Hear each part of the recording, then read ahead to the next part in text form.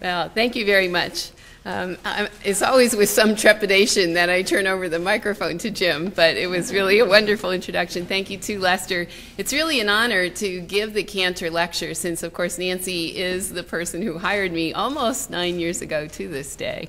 And I also want to thank the office, the National Center for Institutional Diversity.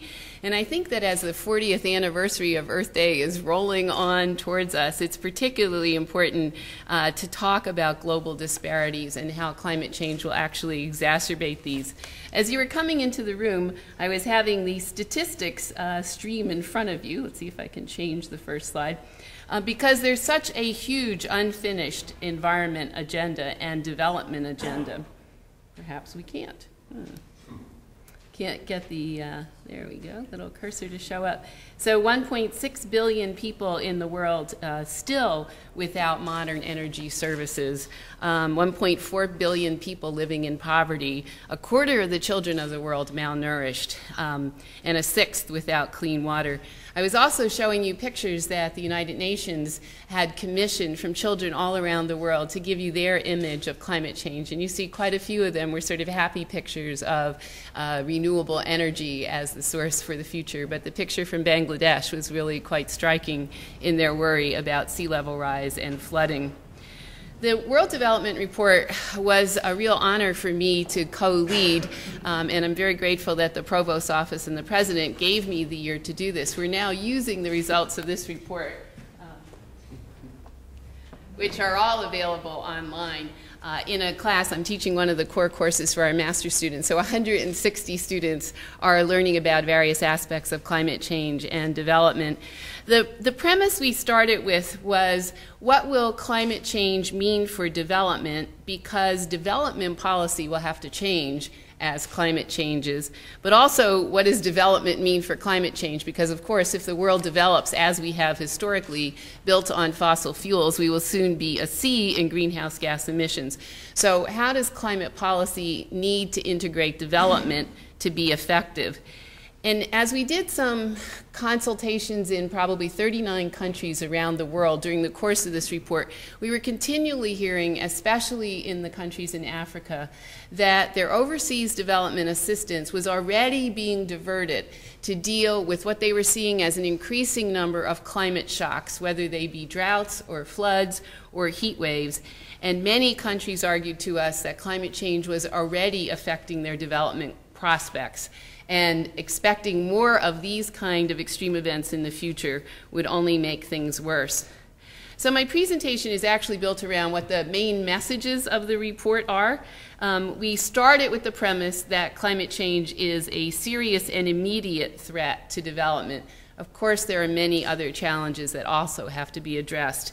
But developing countries can't afford to ignore climate change because it interacts with those other challenges, whether it is availability of food or water or energy or protecting people from floods, from droughts, from disease outbreaks. And we argue that a climate-smart world is possible.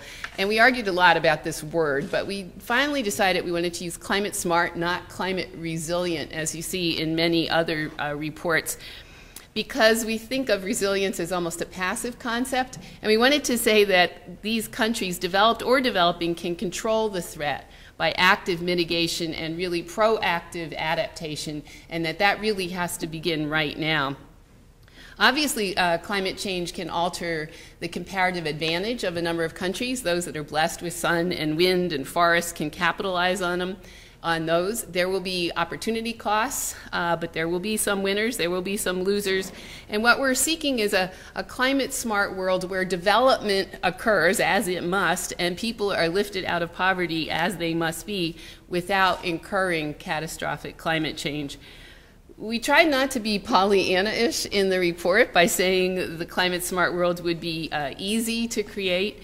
We say it will require substantial political will and a lot of popular will, that it will require all the tools that we have at hand, our tools of innovation, of finance, and of diplomacy, because basically we have to decarbonize, take the carbon out of the world's energy systems this century. We argue that it's going to require acting now for both the urgency of the problem, but also to address the incredible inertia in the system, whether it's in the climate system, whether it's in our infrastructure and our technology systems, or whether it's in our human systems. It certainly requires acting together both for equity but also for efficiency reasons. And it's going to require acting very differently than we have in the past and calling upon the tremendous ingenuity that the human race is capable of in order to tackle this complex problem that basically affects everyone, and it needs to be tackled now. We argue that the tools to begin achieving this climate-smart world exist now, so that we have the technologies that, if they could be rapidly deployed in the next 20 years, will take a big chunk out of the climate problem, but that the transformational change that we really need to see happen, particularly around 2040, will require much more investment, and that what we are spending now in terms of time and energy and money is simply incommensurate with what those needs are. But finally, we will argue that a number of new activities are helping to make this possible. There's some new finance, there are some new instruments, and there are some new pressures that, if they can be sustained, will really help push us towards this climate-smart world that we need. We started with the premise that, that climate change is a serious and immediate challenge. And I was really the only scientist working on this. The whole rest of the gang were economists. So what we did is we basically started with the consensus science. And although I'm not going to talk much about this, tomorrow Henry Pollack and Ricky Rude will be talking about climate science in the library, and on the 20th Paul Edwards will be talking about ClimateGate and some of those issues. So I encourage you to go to both of those talks if you want to get more in depth on the science. But we started with the premise that, well, everyone can have their own opinions. Not everyone can have their own facts, and that was something Senator Moynihan said, and I think it's very important to remember as we hear these questions about how sound is the science.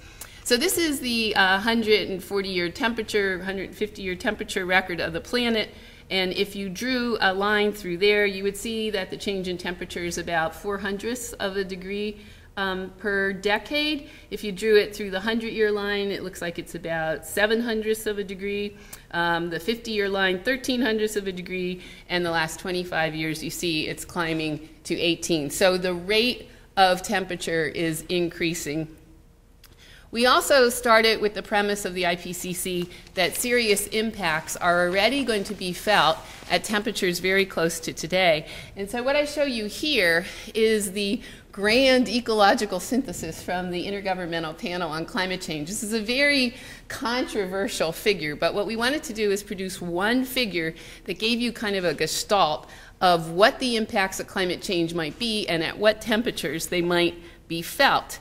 And so on the left panel, you see that risks to unique and threatened systems would become sort of yellow or worrisome, certainly at 2 degrees over pre-industrial levels, and today we're already at 0.8 above pre-industrial levels. And moving to the right, the risks of large-scale discontinuities, which in that case meant things like shutting down the thermohaline circulation or melting Greenland, the great ice sheets, might not happen until you reached about 4 degrees. Well, the same group of scientists reassessed this in the year 2007, and watch the red smear as I hit the button. You'll see that their estimates dropped much closer to the temperatures of today at 0.8 degrees above pre-industrial levels, that we begin to be worried about many of these impacts at much lower temperatures than we thought in 2001. So the assessment by scientists of how worrisome temperature increases are and the rate of change is becoming more pessimistic.